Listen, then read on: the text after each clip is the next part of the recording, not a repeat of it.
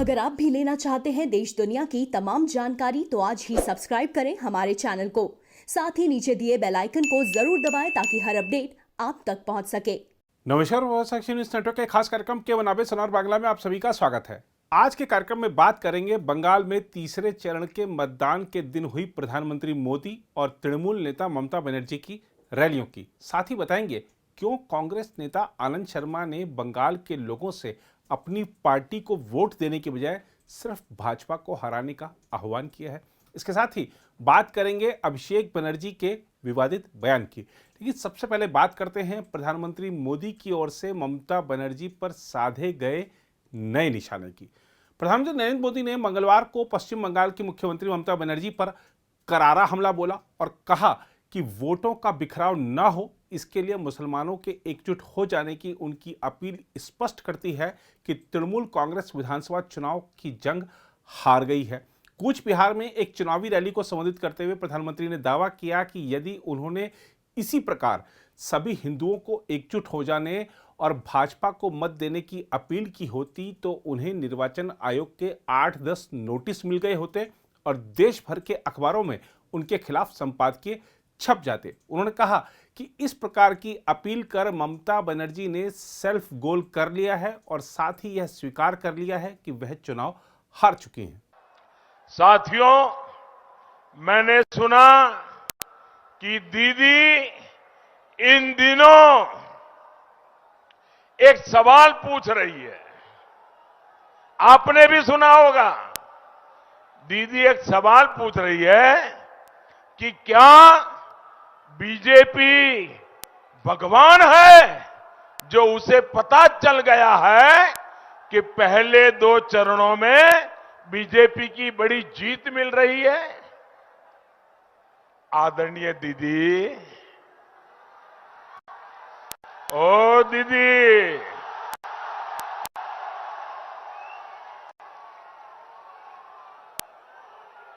अरे दीदी, हम तो मामूली इंसान हैं और ईश्वर की आज्ञा से, ईश्वर के आशीर्वाद से देश सेवा में लगे हैं। दोस्तों, आपका प्यार मेरे सर आंखों पर।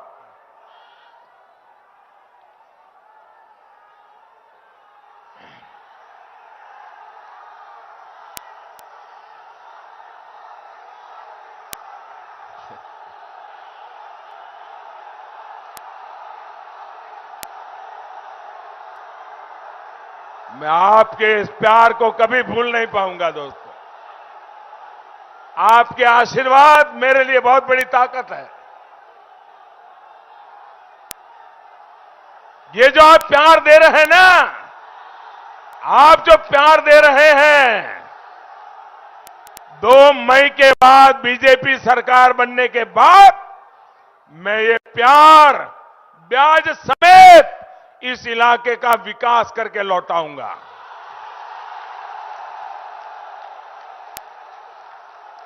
ये आपका प्यार कभी बेकार नहीं जाने दूंगा।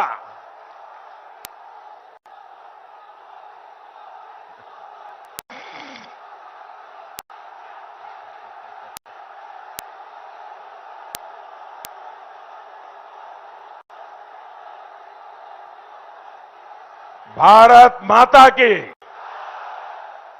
देखिए, दीदी पूछ रही है हम भगवान हैं क्या, हमें विजय का कैसे पता चल गया। लेकिन दीदी, ओ दीदी,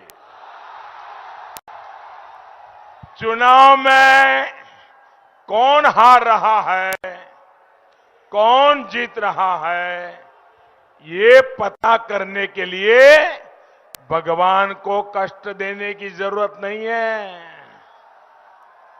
ये जो जनता जनार्दन है ना, वो ही भगवान का रूप होती है। अरे जनता जनार्दन का चेहरा देख करके पता चलता है कि हवा का रुख क्या है।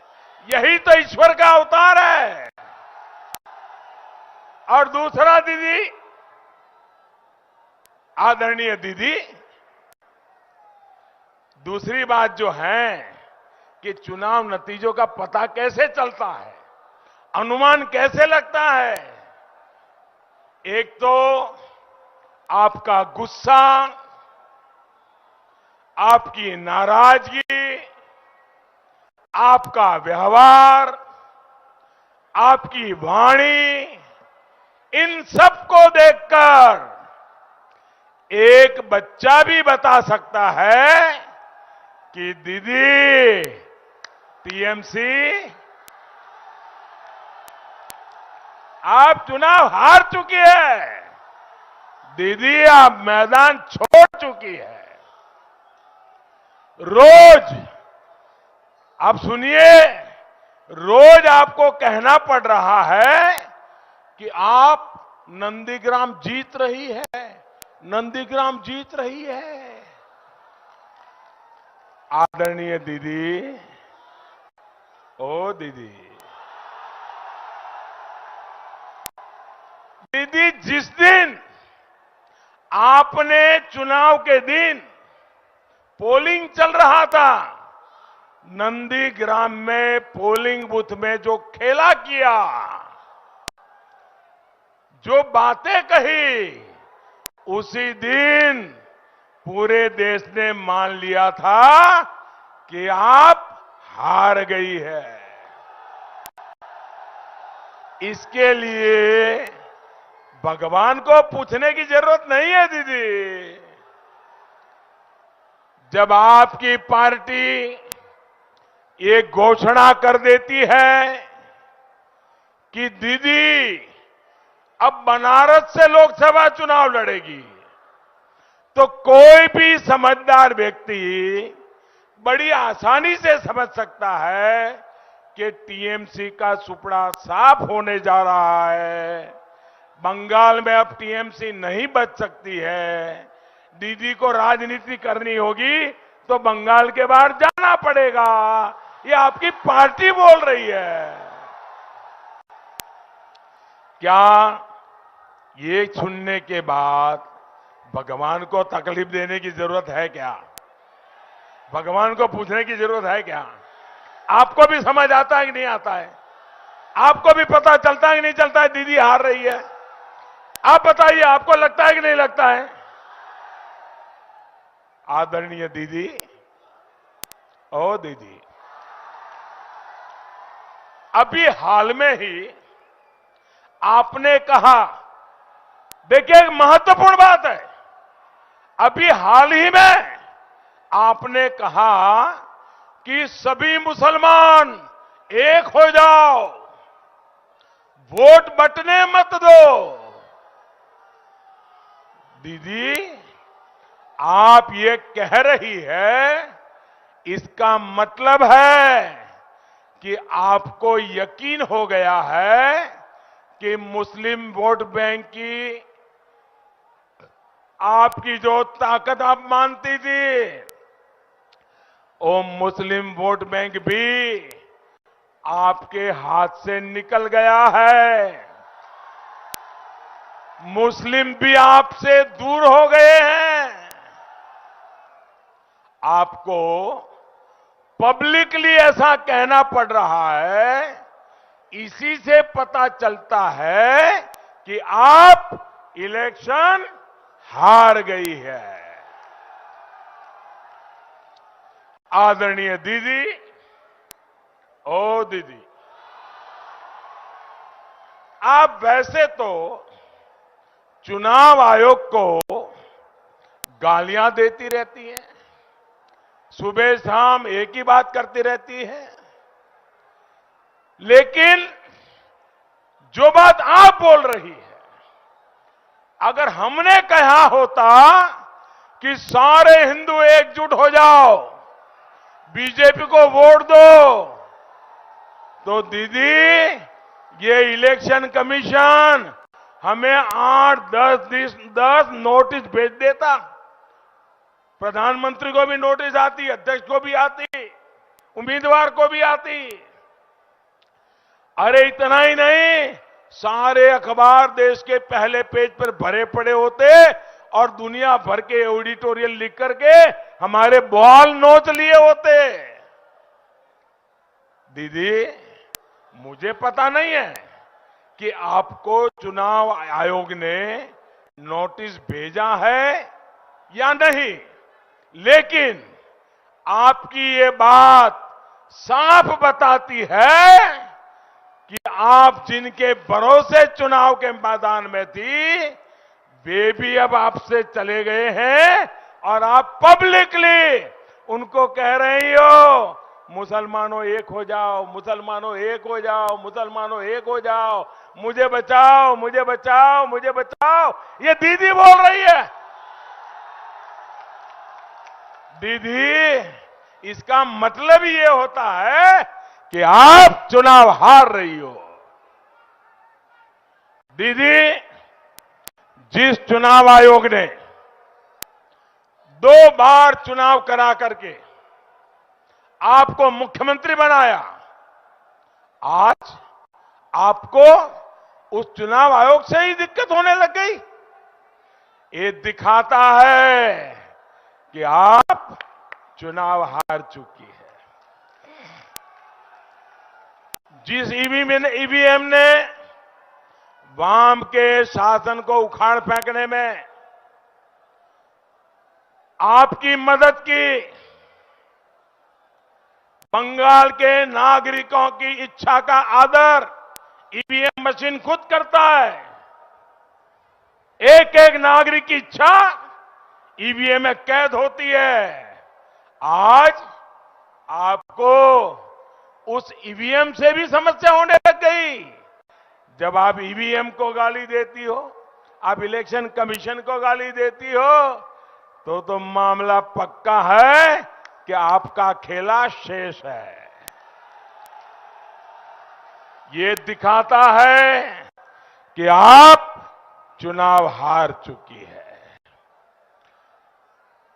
जिस केंद्रीय वाहिनी की मांग आप खुद करती थी, मांग करती थी कि केंद्रीय सुरक्षा बलों के हाथ में ही चुनाव होना चाहिए, दीदी आप आज उन पर गुस्सा कर रही हैं, उनको बदनाम करने के लिए भाषा बोल रही है, षड्यंत्र कर रही हो।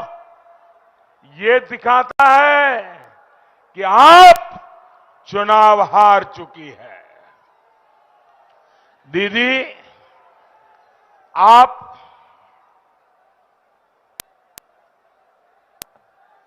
एक राज्य की सीएम है। 2 फेज का चुनाव हो चुका है।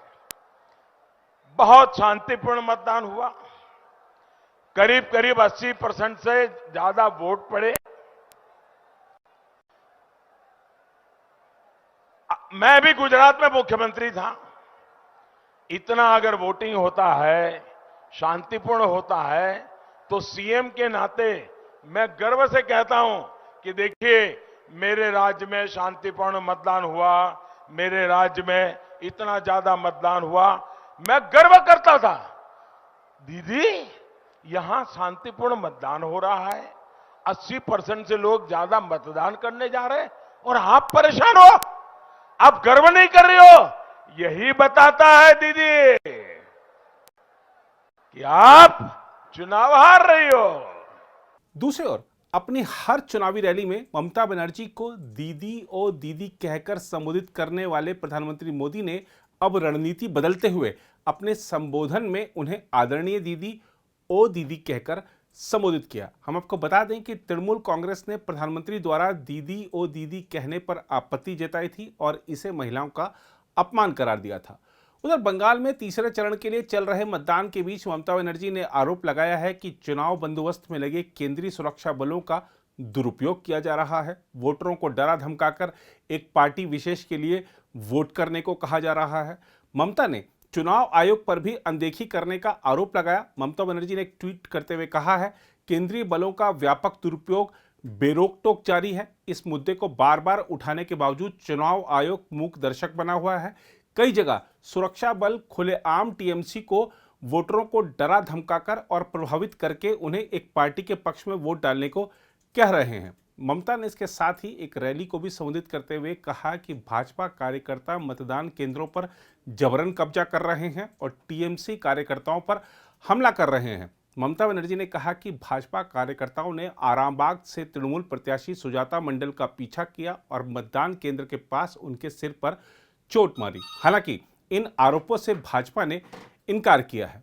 उधर कांग्रेस के वरिष्ठ नेता आनंद शर्मा ने असम और केरल के मतदाताओं से उनकी पार्टी की अगुवाई वाले गठबंधनों को जिताने की अपील की, लेकिन पश्चिम बंगाल के लिए ऐसा नहीं करते हुए राज्य के लोगों का आह्वान किया कि वे भाजपा को खारिज करें। आनंद शर्मा की यह अपील इस मायने में महत्वपूर्ण है कि वह पार्टी के कथित G23 समूह के एक प्रमुख नेता हैं और इस बार 4 राज्यों और एक केंद्र शासित प्रदेश के विधानसभा चुनाव में उन्हें पार्टी की ओर से आधिकारिक रूप से कोई जिम्मेदारी नहीं दी गई है।